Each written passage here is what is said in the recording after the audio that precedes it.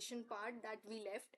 So first of all जो cell cycle था उसका फर्स्ट वीडियो है already uploaded, so you can watch that, and after that you can watch this video and you will be able to understand it very clearly.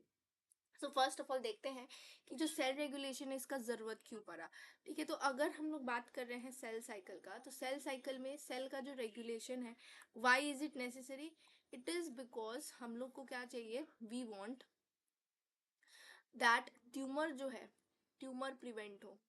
ठीक है, to prevent tumour और to prevent cancer it is very important कि हम cell cycle को regulate करें, वरना फिर uncontrollable division होने लगेगा.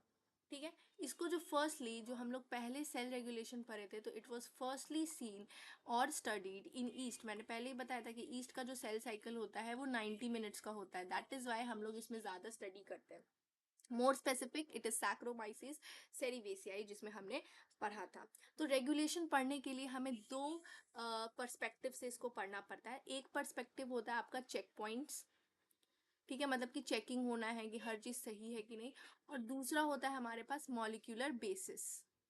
Okay, the second one is molecular basis. तो हम लोग जो भी पढ़ने वाले हैं, we will start with the checkpoints basic एकदम, और उसके बाद फिर हम फर्दर मूव करेंगे टू द मॉलिक्यूलर बेसिक्स. ठीक है, तो सबसे पहले स्टार्ट करते हैं टू द कंट्रोल पॉइंट्स. ठीक है, मतलब या फिर आप कहो रिस्ट्रिक्शन पॉइंट्स या कंट्रोल पॉइंट्स. ठीक है, जो भी. तो यहाँ पे हम लोग स्टार्ट करेंगे विथ कंट्रोल पॉइंट्स और रिस्ट्रिक्शन पॉइंट्स. तो ये जैसे कि एक ट्रैफिक सिग्नल पे चेकिंग होता है, उसी तरीके से हर सेल के फेज में एक ना एक सिग्नल, मतलब एक ना एक ऐसा चेक पॉइंट जरूर प्रेजेंट होगा. तो सबसे पहले हम लोग देखते हैं, इसमें दो टाइप का आपको चेक पॉइंट्स देखने को मिलता है. एक होता है मेजर चेक पॉइंट्स और एक होते हैं माइनर चेक पॉइंट्स. राइट, तो सबसे पहले हम लोग जो पढ़ने वाले हैं that is going to be major check points. So the first thing is major check points. तो मेजर चेक पॉइंट्स में सबसे पहला जो चेक पॉइंट आता है दैट इज स्टार्ट या फिर रेस्ट्रिक्शन चेक पॉइंट. क्या है? स्टार्ट या फिर restriction check point. Restriction check point. उसके बाद फिर एक आता है आपका regulatory check point. Next here हमारे पास माइनर वाले में आता है DNA damage check point. It is not important to remember कि ये माइनर है ये मेजर है, बस आपको चेक पॉइंट याद रखने हैं. This is DNA damage check point. Then is spindle assembly check point. Okay, तो मेजर चेक पॉइंट में जो सबसे पहले पार्ट आता है स्टार्ट या फिर रेस्ट्रिक्शन चेक पॉइंट का, तो ये हम लोग को देखने को मिलता है G1 से लेकर के S फेज में. And I hope you all know G1 से फिर S, उसके बाद फिर G2. ठीक है, उसके बाद फिर M फेज. ठीक है, तो G1 से लेके S फेज में स्टार्ट या रिस्ट्रिक्शन चेक पॉइंट होगा, मतलब यहाँ पे जो सेल साइकिल है वो पूरा स्टार्ट होता है.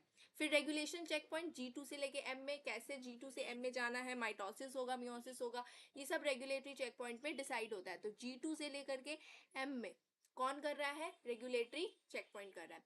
फिर डीएनए डैमेज चेक पॉइंट. अब डीएनए डैमेज एक बहुत ही इंपॉर्टेंट पार्ट है, तो ये हमारे जीवन में भी चेक होगा, एस में भी चेक होगा, G2 में भी चेक होगा, क्योंकि अगर डीएनए का डैमेज हो गया तो फिर बहुत दिक्कत हो जाएगा ना. इसी वजह से G1 पे, एस पे, G2 पे, तीनों पे मिलेगा. फिर स्पिंडल असेंबली चेक पॉइंट. तो स्पिंडल फाइबर्स कहाँ मिलते हैं आपको? एक तो मेटाफेज पे देखने को मिलता है, उसके बाद फिर एक एनाफेज में देखने को मिलता है. तो दैट इज वाई ये मेटाफेज से एनाफेज के बीच का जो ट्रांजिशन होता है, इसमें हम लोग को स्पिंडल असेंबली चेक पॉइंट देखने को मिल जाएगा. राइट नाउ, अब यहाँ पे अगर इसको और डिटेल में थोड़ा सा हम लोग स्टडी करें, तो क्या देखने को हमें मिल रहा है कि यहाँ पे जो आपका स्टार्ट या रिस्ट्रिक्शन चेक पॉइंट है, ये बेसिकली क्या चेक करता है? ठीक है, तो इसमें सबसे पहले तो ये चेक करेगा आपका साइज, कि सेल का भाई साइज वाइज बड़ा है कि नहीं ढंग से. ग्रोथ फैक्टर, मतलब ग्रोथ फैक्टर का मतलब ये नहीं कि कोई ऐसे फैक्टर इंड्यूस हो रहा है, मतलब एक्सटर्नल देखेगा कि हमारे पास न्यूट्रिशन वगैरह है कि नहीं सेल साइकिल के लिए. ठीक है, उसके बाद फिर मान लो प्लांट सेल है तो कोई फाइटो हार्मोन है, उसको रिलीज करवाना है. इन सब का काम आपका स्टार्ट या फिर रेस्ट्रिक्शन चेक पॉइंट का होगा। तो इट इज़ वेरी इंपॉर्टेंट, क्योंकि ग्रोथ फैक्टर भी देख रहे हैं, न्यूट्रिशनल फैक्टर भी देख रहे हैं, everything we are seeing, right. Next comes the regulatory point. तो रेगुलेटरी पॉइंट क्या है, बेसिकली यहाँ पे हमें रेगुलेशन करना है।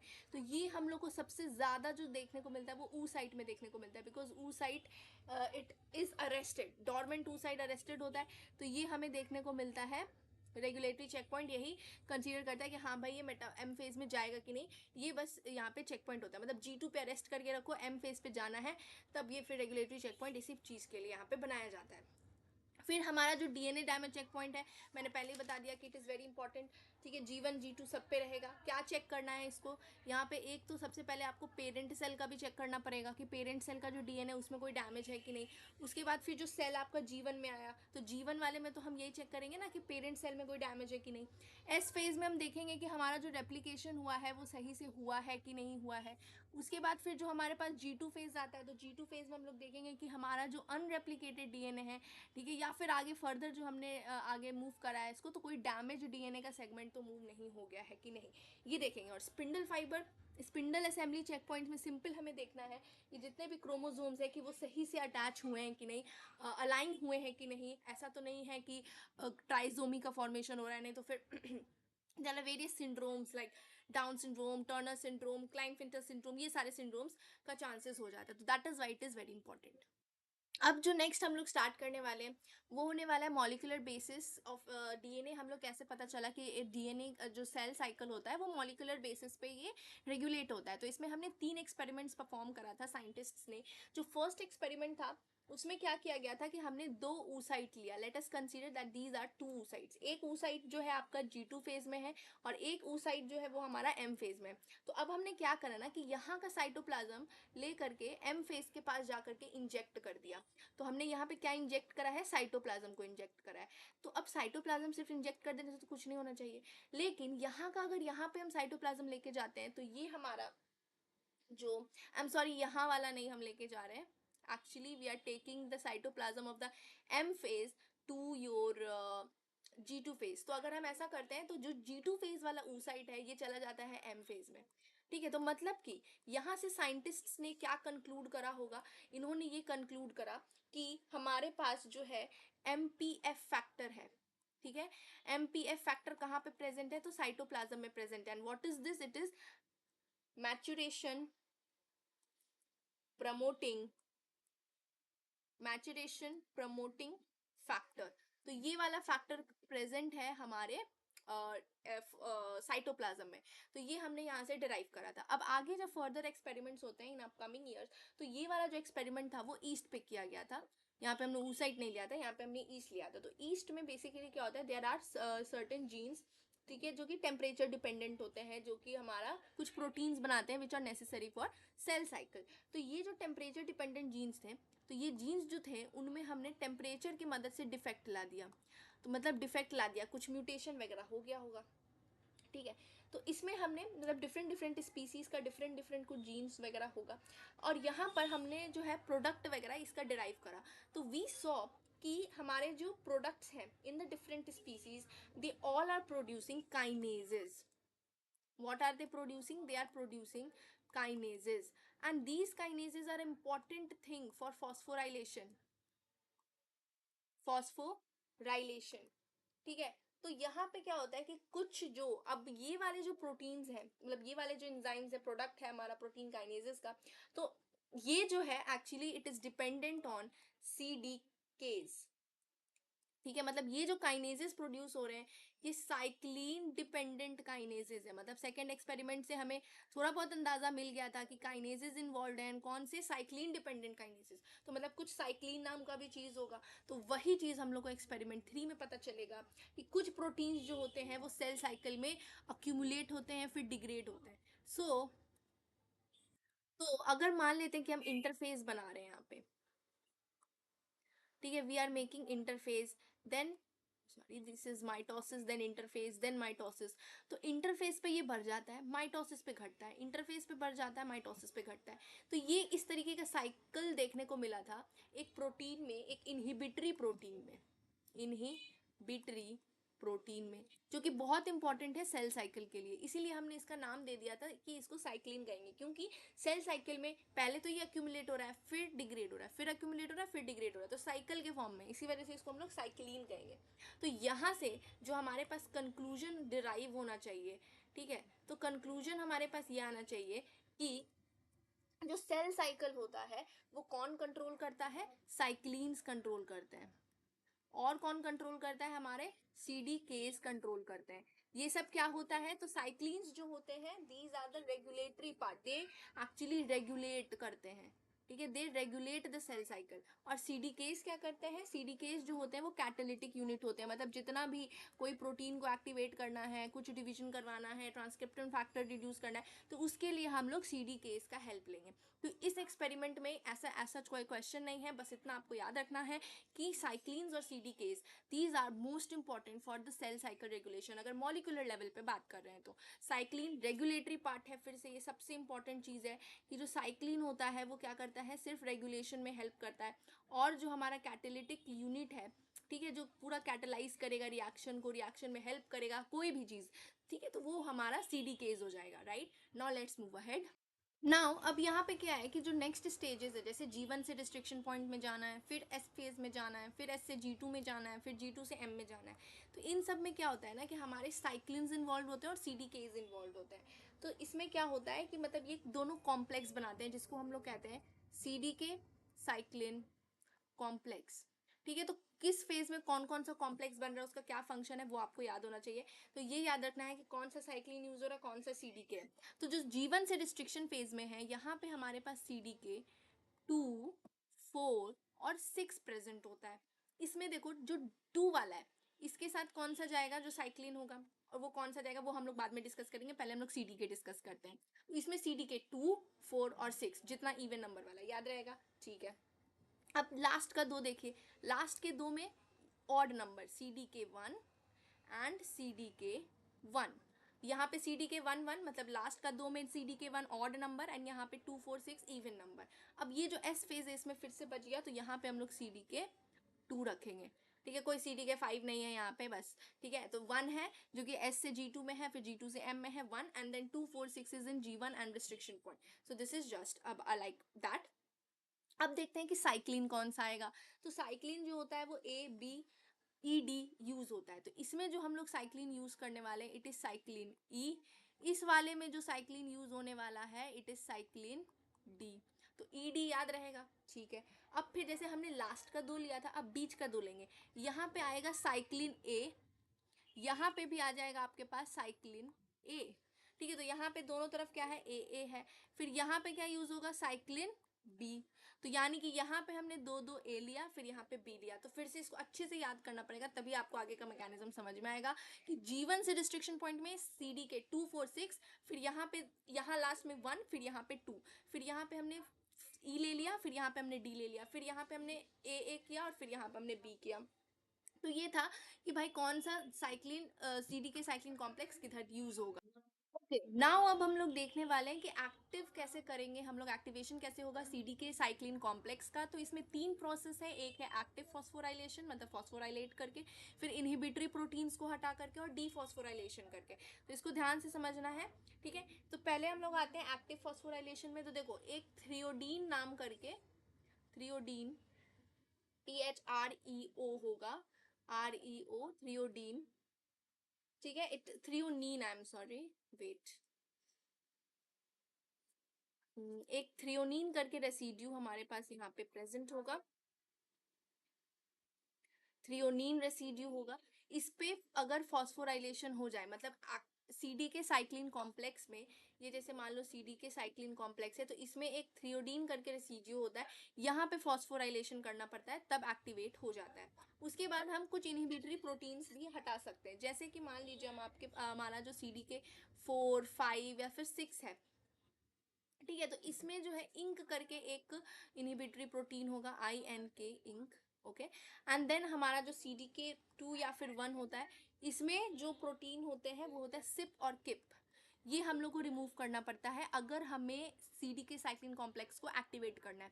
तो 4 5 6 में इंक होगा और 2 1 में सिप और किप होगा। डीफॉस्फोराइलेशन में क्या होता है, कि इट इज़ एक्चुअली ये हमारे 2 साइड्स में प्रेजेंट होता है, ठीक है, थ्रियोनीन पे भी और एक टायरीन पे भी। तो यहाँ पे CDC25 फॉस्फेट होगा, जिसको हम लोग यूज़ करेंगे फॉर डीफॉस्फोराइलेशन। इसमें ज़्यादा डिटेल में नहीं जाना है, बस आपको ये याद रखना है, and that is only asked in the MCQs, ठीक है, not much in detail, right. Now let's move ahead. Next topic हमारा रेटिनोब्लास्टोमा है, और रेटिनोब्लास्टोमा के बारे में मैंने आपको पहले ही बताया है कि ये जो है हमारे पास आता है tumour suppressor gene. Okay, so it is tumour suppressor gene, ठीक है, मतलब कि ट्यूमर को सप्रेस करना है, और ये हमेशा इनएक्टिव स्टेट में ही होता है नॉर्मली। ये हमेशा इनएक्टिव स्टेट में होता है अगर नॉर्मल कंडीशन ले तो, ठीक है। तो फिर इसको एक्टिवेट कैसे करना है, तो एक एग्जांपल हमें पता होगा ना कि फॉस्फोराइलेशन करने पर ज़रूरी नहीं है कि हर एक चीज़ एक्टिवेट हो जाए, कुछ चीज़ें सप्रेस भी हो जाती है। तो बस यही, इसी फॉर्मेट पे हम लोग को रेटिनोब्लास्टोमा को देखना है। तो इसका अगर हम लोग साइकिल समझें तो काफ़ी ज़्यादा आसान है ये समझना। देखो क्या होता है कि एक CDK, मैंने पहले ही बताया था, याद करना है, तो CDK 4, 6 एंड साइक्लिन डी, ये कहाँ पे प्रेजेंट है, 4, 6 और cyclin D, it is present at the G1 restriction phase पे। तो ये जब सिंथेसाइज हो जाते हैं, कब सिंथेसाइज होंगे, जब इसमें से इंक हटेगा, इनहिबिटरी प्रोटीन है वो। तो जब ये सिंथेसाइज होते हैं तो ये क्या करते हैं कि रेटिनोब्लास्टोमा को फॉस्फोराइलेट कर देते हैं, ठीक है। अब ये काम करते ही जो रेटिनोब्लास्टोमा होता है बदले में एक प्रोडक्ट बनाता है, जिसको हम लोग कहते हैं साइक्लिन ई। साइक्लिन ई इतना इंपॉर्टेंट क्यों है, ठीक है, तो साइक्लिन ई इतना इंपॉर्टेंट इसलिए है क्योंकि ये जो होता है ना, ये हमारा रेप्लिकेशन करवाता है DNA का, ठीक है। अब बोलोगे कि भाई ये तो जीवन में आ रहा था पहले साइक्लिन ई, तो जीवन में इसलिए आ रहा था क्योंकि प्रिपरेशन करना है हमें हर चीज़ का, एस फेज में जाके वो चीज़ फाइनली होगी। तो साइक्लिन ई जो होगा हमारा एस फेज में प्रेजेंट होगा, ठीक है, सॉरी जीवन में आ जाएगा। तो फिर जीवन में आता है, तो जीवन में तो स्टार्ट ही नहीं होता, तो वो सारा चीज़ हम डिटेल में पढ़ेंगे, पहले हम यहाँ से स्टार्ट करते हैं। ये चीज़ क्लियर हुआ कि CDK 4, 6 साइक्लिन डी जीवन के स्टार्ट में ही प्रोड्यूस हो जाता है, और रेटिनोब्लास्टोमा जो होगा उसके बाद फिर ये फॉस्फोराइलेट होकर के एक्टिव होगा, एंड देन साइक्लिन ई जो होगा वो स्टार्ट होगा। एक्चुअली रेटिनोब्लास्टोमा एक्टिवेट नहीं होता है। ओके, सो अब यहाँ पे क्या होगा, जैसे कि हमने ले लिया है रेटिनोब्लास्टोमा, और इसके साथ एक कौन सा फैक्टर अटैच्ड है, it is called E2F। E2F को हम लोग क्या कहते हैं बच्चों, transcription factor, we call it transcription factor. Okay, तो अब ये ट्रांसक्रिप्शन फैक्टर है, इसका बेसिकली काम क्या होगा, ठीक है, तो इसका हम लोग काम देखेंगे। तो बेसिकली जैसे ये रेटिनोब्लास्टोमा E2F जो होता है, ये हमारे अर्ली जीवन फेज का है, ठीक है, मतलब ये नॉर्मली ऐसे ही रहेगा, नॉर्मल ऐसे ही रहता है इनएक्टिव फॉर्म में। अब जैसे ही सेल को पता चलता है कि भाई हमें सेल साइकिल में एंटर करना है, तो जैसे ही इसे सेल साइकिल में एंटर करना होता है, तो ये क्या करता है, CDK 4, 6 और साइक्लिन डी का कॉम्प्लेक्स बनाता है। ये कौन बनाएगा, हमारा सेल ही बनाएगा ऑब्वियसली, राइट। अब क्या होता है, इसका फंक्शन है that it phosphorylates uh, it phosphorylates the retinoblastoma complex that we have here, and इसके बाद हमें क्या देखने को मिलेगा, रेटिनोब्लास्टोमा अलग और E2F अलग, ठीक है। E2F फर्दर क्या करता है, ट्रांसक्रिप्शन करता है, ठीक है, और इसके अलावा ये जो है एक और कॉम्प्लेक्स फॉर्म करता है, रेटिनोब्लास्टोमा ही फॉर्म करता है, बेसिकली क्या फॉर्म करता है, साइक्लिन ई फॉर्म करता है, और साइक्लिन ई का काम होता है MCM हेलिकेज का फॉर्मेशन करना, और MCM हेलिकेज का काम होता है DNA को अनवाइंड करना, और उसके बाद क्या करवा देना, रेप्लिकेशन करवा देना, ठीक है। तो अभी हम लोग बेसिकली समझने वाले हैं कि कैसे ये जो हमारा साइक्लिन ई है, तो देखो साइक्लिन ई तो ऐसे जीवन फेज में ही आ गया, बट आपने तो बताया था कि मैम ये जो एस फेज में आता है, तो वही अभी हम देखने वाले हैं कि जो जीवन फेज है, अर्ली जीवन फेज में साइक्लिन ई किस तरीके से इनएक्टिव स्टेट में रहेगा, ताकि यहीं पे हमारा DNA का जो अनवाइंडिंग है वो शुरू ना हो जाए, ठीक है। तो यहाँ पे हम क्या रख रहे हैं, इन अर्ली जीवन फेज, ये है अर्ली जीवन फेज, और अर्ली जीवन फेज में क्या होता है, सिमिलर है हमारा साइक्लिन ई रहेगा, और साइक्लिन ई के साथ वी विल हैव CDK 2, यही कॉम्प्लेक्स होता है ना। तो अब इसमें बेसिकली क्या होगा कि हमारे पास जो हमारा एक और यहाँ से फैक्टर अटैच होगा, या protein which is an inhibitory protein, it is called P27। ये जो P27 होता है ये बेसिकली यहाँ पे अटैच्ड होता है, बट जैसे ही हम लोग रिस्ट्रिक्शन पॉइंट तक पहुंचेंगे, रिस्ट्रिक्शन पॉइंट, ओके, जैसे ही हम लोग क्या पहुंचते हैं, रिस्ट्रिक्शन पॉइंट पर पहुंचते हैं, ठीक है। तो रेस्ट्रिक्शन पॉइंट, जीवन से आप जैसे ही रेस्ट्रिक्शन पॉइंट पे पहुंचिएगा तो आपको क्या देखने को मिल जाएगा यहाँ पर कि P27 जो है यहाँ से अलग हो गया। P27 जैसे ही अलग होगा तो साइक्लिन ई फॉर्म हो जाएगा। साइक्लिन ई के साथ और कौन अटैच्ड है मैम, CDK2 अटैच्ड है, ठीक है। तो CDK2 अब जैसे ही यहाँ पे बना तो ये बना देगा आपका MCM helicase, which is what we want, ठीक है। It will form MCM helicase, और ये MCM हेलिकेज क्या करता है, this MCM helicase will do your wait a minute, yeah, MCM helicase will actually unwind your DNA. It will unwind your DNA, और जैसे ही unwinding हो जाएगा तो क्या होगा, यहाँ पे रेप्लिकेशन स्टार्ट हो जाएगा। तो जो हमारा एस फेज है, जो हमारा साइक्लिन होता है, वो हमारे एस फेज में आता है, ठीक है। तो यहाँ पे जैसे ही ये एस फेज की तरफ बढ़ जाता है रेस्ट्रिक्शन पॉइंट से, तब ये जा करके एक्टिवेट होता है और अपना काम करता है, ठीक है। अब नेक्स्ट जो हम लोग देखने वाले हैं वो होगा डीएनए डैमेज का चेक पॉइंट। इसमें तीन चीज हम लोग को यहाँ पे स्पेसिफिकली पढ़ना है। क्या है वो तीन चीज, लेट अस सी। ओके, क्या है, ट्यूमर सप्रेस, देखो P53 is a tumour suppressor protein, जो कि वी विल स्टडी, राइट। सो इसमें क्या है कि ये जो P53 होता है ना, मान लो कि डीएनए डैमेज चेक पॉइंट आपको मिल गया कहीं भी, ठीक है, मान लो जीवन फेज पे आपको देखने को मिल गया, तो ये क्या करना है भाई, यहाँ पे हमें सेल साइकिल को अरेस्ट करना है। तो ये क्या करेगा, ये होता है हमारे जीवन फेज में, ठीक है। क्या होगा कि ये P53 एक P21 नाम का एक प्रोटीन रिलीज करेगा, और ये जो होगा वो हमारे CDK और जो साइक्लिन कॉम्प्लेक्स है उस पर जाकर के अटैच हो जाएगा P21, और ये इसको क्या करेगा, इनएक्टिव कर देगा। इनएक्टिव करने के बाद क्या होता है, जो हमारा सेल होता है, सेल साइकिल जो होगा, it will get arrested, okay, it will get arrested completely. अब आते हैं कि ये हमने अरेस्ट कर दिया मैम, अब तो हमें रिपेयर करना होगा ना। तो अब हम देखेंगे कि भाई क्या रिपेयरिंग हो सकता है या नहीं हो सकता। अगर रिपेयरिंग हो सकता है तो हम लोग क्या करने वाले हैं, डबल स्ट्रैंडेड जो डीएनए होगा उसको, अगर मान लीजिए उसमें डैमेज है, तो यहाँ पे हम ATM नाम का एक मॉलिक्यूल यूज करेंगे टू रिपेयर दैट। उसके बारे में और डिटेल में हमें नहीं पढ़ना, बस इतना ही पढ़ना है। सिंगल स्ट्रैंडेड डीएनए डैमेज हुआ तो हम लोग यहाँ पे ATR का यूज करेंगे, ठीक है। और यहाँ पे एक और चीज है कि CDC25 जो है ये इनहिबिट करेगा, it will inhibit the activation of cyclin plus CDK complex.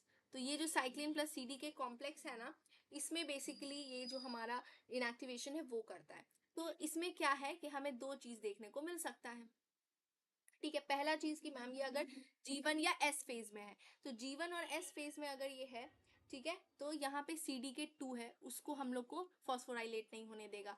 अगर ये G2 फेज में है तो जो CDK1 है ये इसको नहीं फॉस्फोराइलेट होने देगा, ठीक है। तो ये हमारा CDC25 का काम है। अगर ये सेल बियॉन्ड रिपेयर होगा तो हम सभी को पता है कि हमें इसे मारना पड़ेगा, तो हम एपोप्टोसिस करेंगे।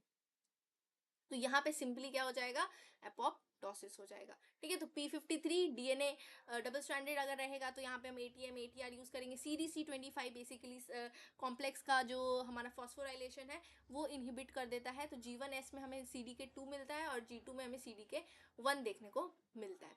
अब आते हैं, हमारा लास्ट टॉपिक है, ये है APC। ये जो होता है एस से हमारे, ये हमारे एस से लेकर के जो हमारा M फेज है, सॉरी, उसमें हमें देखने को मिलेगा।